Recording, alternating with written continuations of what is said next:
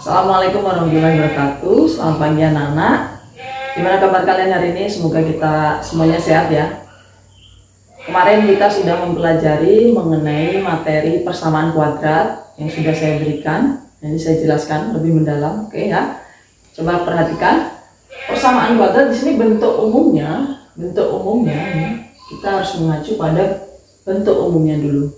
AX kuadrat plus BX plus C sama dengan 0, di mana A, B, C adalah konstanta real dan A tidak boleh sama dengan 0. Kenapa kok A tidak boleh sama dengan 0?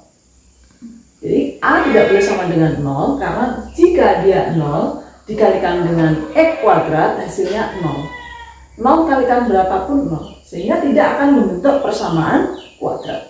Syarat untuk membentuk suatu persamaan kuadrat itu salah satunya harus ada kuadratnya, yaitu variabel. Misalkan di sini saya contohkan x kuadrat. Jadi satu variabelnya harus mengandung unsur kuadrat. Nah, kemarin kalian ada contoh-contoh soal yang sudah kalian kerjakan. Jadi kalau misalkan ini variabelnya selain x bagaimana? Boleh. Saya contohkan misalkan.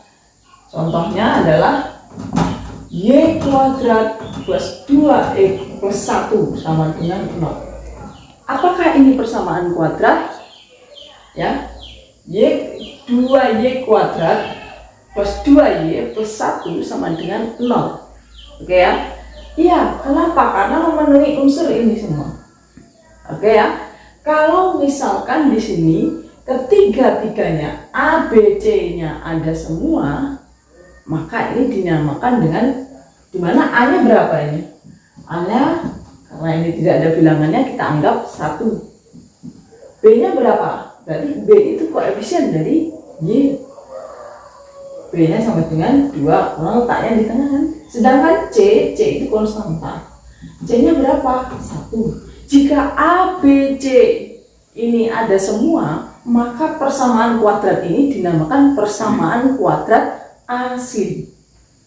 Jadi contoh ini namanya persamaan kuadrat asin. Oke ya. Nah, contoh yang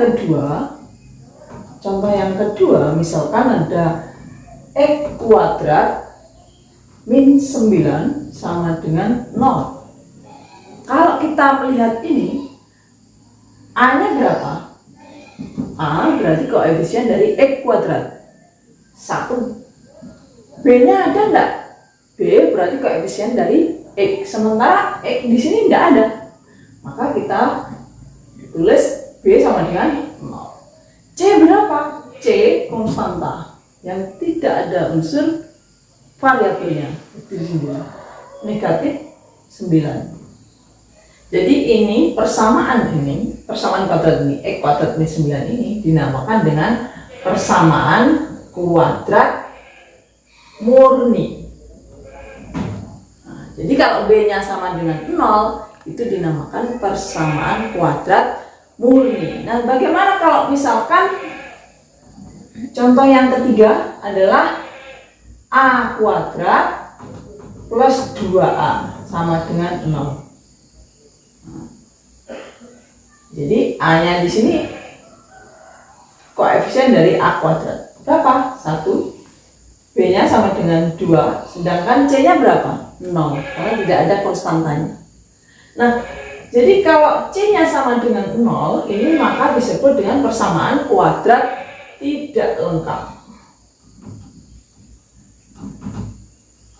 Nah, jadi bisa membedakan ya, mana persamaan kuadrat asli, mana persamaan kuadrat murni, dan persamaan kuadrat tidak lengkap.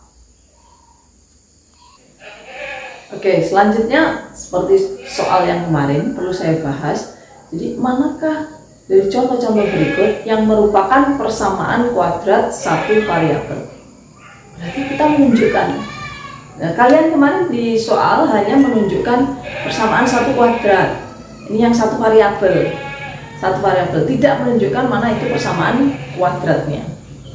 Jadi saya contohkan ini. Ada 2x kuadrat min 7y kuadrat min 4 sama dengan 0. Kenapa dia kok bukan persamaan kuadrat satu variabel?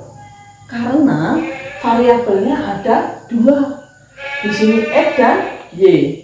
Jadi ini bukan persamaan kuadrat satu variabel. Sedangkan yang ini 9x min 3 sama dengan 0. Iya, benar satu variabel, tetapi bukan persamaan kuadrat. Tapi ini merupakan persamaan linear. Oke ya. Nah, selanjutnya untuk menentukan akar-akar persamaan kuadrat, ini ada beberapa cara. Yang pertama adalah pemfaktoran. Nanti ada lagi cara yang lain. Nah, ini saya mau mengingatkan kembali. Ini materi kelas 2 mengenai pemfaktoran. Jadi kalau kita ingat ada bentuk umum persamaan kuadrat itu kan tadi ax kuadrat plus bx plus c. Jadi untuk menentukan akar-akar persamaan kuadratnya, maka kita bisa menyelesaikan dengan cara pemfaktoran.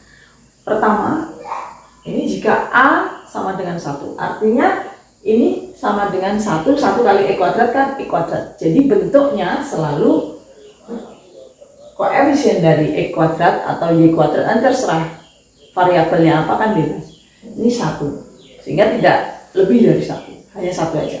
Jadi saya contohkan di sini, faktorkan x kuadrat plus 4x plus 3. Masih ingat faktor itu apa? Faktor itu apa? Yang bisa membagi. Jadi x kuadrat plus 4x plus 3 itu kita jadikan seperti ini. Contohnya misalkan 6 faktornya berapa saja? 1 dengan 6, 2 dengan 3. Nah sama, ini faktor-faktornya berapa aja? Nah cara mencarinya jika A-nya ini sama dengan 1, yang pertama, jika bentuknya ini semuanya adalah penjumlahan, maka x kuadrat plus 4x plus 3 ini kalau kita faktorkan, perhatikan, jika dijumlah, jadi B itu merupakan penjumlahan, sedangkan 3 itu adalah hasil perkalian. Jadi ini misalkan ini harus sama, ini juga harus sama. Jadi misalkan bilangan yang pertama ini, oke ya, kalau dijumlah 4, kalau dikali 3, kedua bilangannya sama. Jadi kita patokannya pada berapa? Pada C, C-nya 3 di sini kita faktorkan. 3 pemfaktoran dari faktornya adalah 1 dengan 3. Jadi bilangan-bilangan yang bisa membagi 3 itu hanya 1 dan 3. Sehingga 1 ditambah 3 hasilnya 4, 1 dikali 3 hasilnya 3. Sehingga faktor-faktornya berapa? Karena ini plus semua, ini juga plus. X plus 1 kali X plus 3. Kenapa X? Karena ini X kuadrat. Oke ya, paham ya? Kemudian yang kedua adalah faktorkan X kuadrat plus 7X plus 10. Jadi perlu diingat bahwa jika dijumlah hasilnya 7, jika dikali hasilnya 10. Berapa saja bilangannya? Lagi kita cari faktornya dari 10. 10 perkalian dari 1 dengan 10, 2 dengan 5. Ada lagi? Ada, ini aja ya. Sehingga mana yang cocok kira-kira? Yang cocok jika dijumlah sama dengan 7 ini. Sehingga faktornya ini, jadi bilangannya berapa aja? 2 dengan 5, ini 2 dengan 5. Jadi faktornya adalah X plus 2 kali X plus 5. Ini jawabannya. Oke ya. Oke, selanjutnya contoh yang ketiga, jika B-nya ini negatif. Ya. Jadi X kuadrat min 4X, oke ya. Dan C-nya ini juga negatif. Oke ya, min 12. X kuadrat min 8X min 20, contoh keempatnya. Nah, perhatikan, kita tetap caranya dengan tadi. Kalau dikali hasilnya negatif 12, kalau dijumlah hasilnya negatif 4. Nah, jadi kita yang pertama menentukan faktor dari 12. Berapa saja? 1 kali 12 dibagi 2 berapa? 6. Dibagi 3 berapa? 4. Jadi faktornya ini semua. Nah, kira-kira kalau dikali itu hasilnya negatif, kedua bilangan itu tandanya gimana? negatif, ya kan? Satunya positif. Jadi pasti ada. Jadi perkalian pada bilangan ini tanda dengan tanda negatif kan positif. Nah kalau berbeda tanda kan hasilnya negatif. Nah sehingga kira-kira kalau dijumlah itu hasilnya negatif 4, mana yang mungkin? Kalau dikali 12 mana yang mungkin? Ayo. Ini kan? Nah, jadi kita fokusnya ini. Nah, sekarang kita kasih tandanya. Kalau dijumlah, kalau dikali negatif pasti salah satunya harus negatif. Nah, sekarang fokus kita pada ini, negatif 4. Kalau dijumlah hasilnya negatif 4, berarti negatifnya harus lebih besar bilangannya, ya kan? Berapa? Ini negatif 6. Sehingga negatif 6 ditambah 2 dan negatif 6 dikali 2. Sehingga faktornya sama dengan X min 6, kemudian lagi X plus 2. Oke ya, paham ya? Kemudian selanjutnya ini pada X kuadrat min 8 X min 20. Sekali lagi kita cari faktornya dari 20.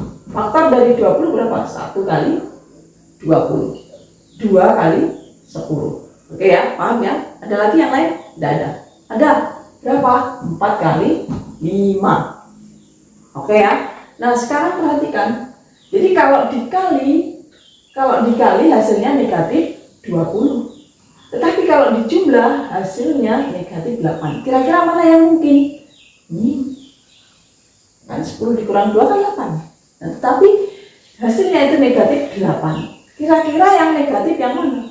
Negatif 10. Karena dijumlah hasilnya negatif. Sehingga ini negatif 10 ditambah 2. Ini negatif 10 dikali 2. Faktornya berapa? Jadi ini faktornya sama dengan X min 10 X plus 2. Oke ya, Bu, bagaimana kalau misalkan ini saya balik X plus 2 nya di depan?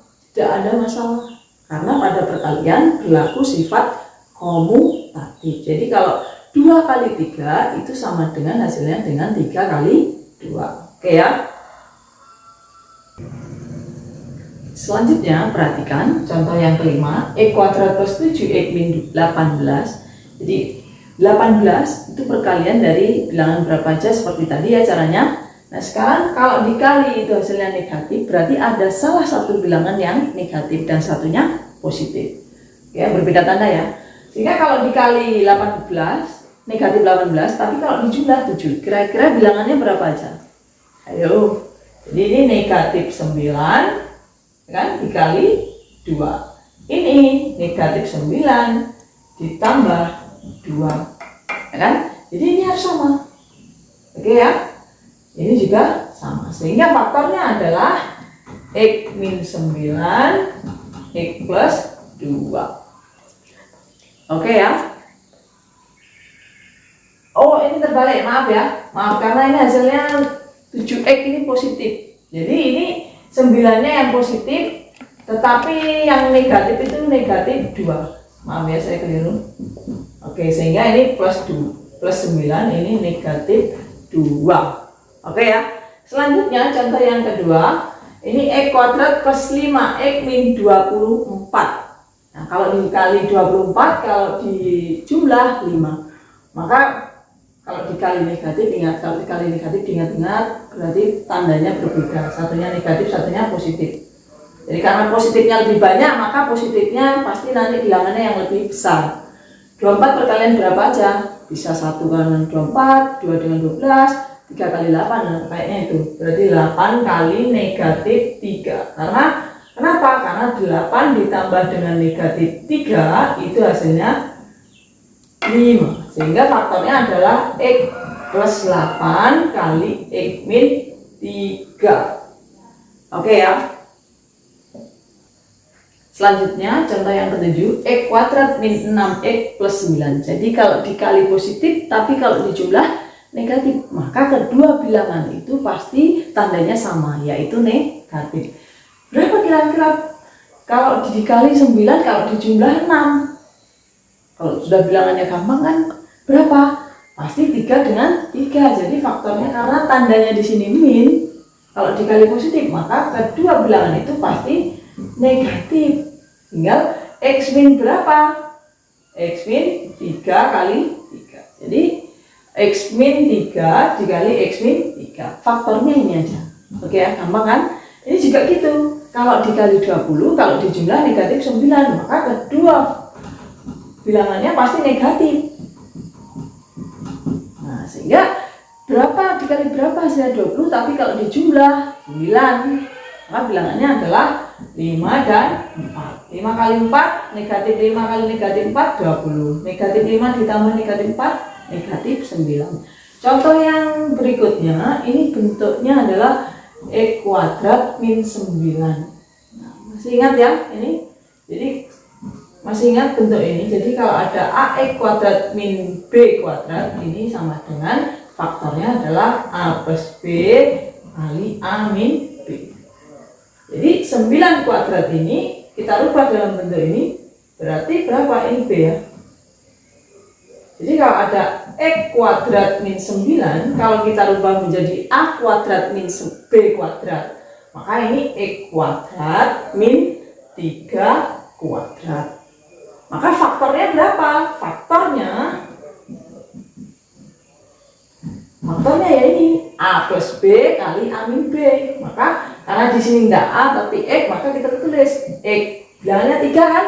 Berarti X plus 3 kali X min 3. Bagaimana kalau misalkan contoh ke-10 ini, misalkan ada X kuadrat min 25. Nah, sama ya. Maka ini kita rubah menjadi X kuadrat min 5 kuadrat. Faktornya berapa? Faktornya ini sama dengan X plus 5 kali X min 5. Bagaimana kalau misalkan ini untuk A-nya lebih dari 1? Nanti kita jelaskan ya. Oke ya, paham? Demikian untuk hari ini, saya contohkan sampai di sini saja karena memang untuk materi pemfaktoran ini banyak sekali. Nanti masih akan kita bahas untuk nilai A lebih dari 1. Sekian untuk hari ini, tetap jaga kesehatan, semoga kita selalu dalam lindungan Tuhan Yang Maha Kuasa. Saya akhiri, wassalamualaikum warahmatullahi wabarakatuh.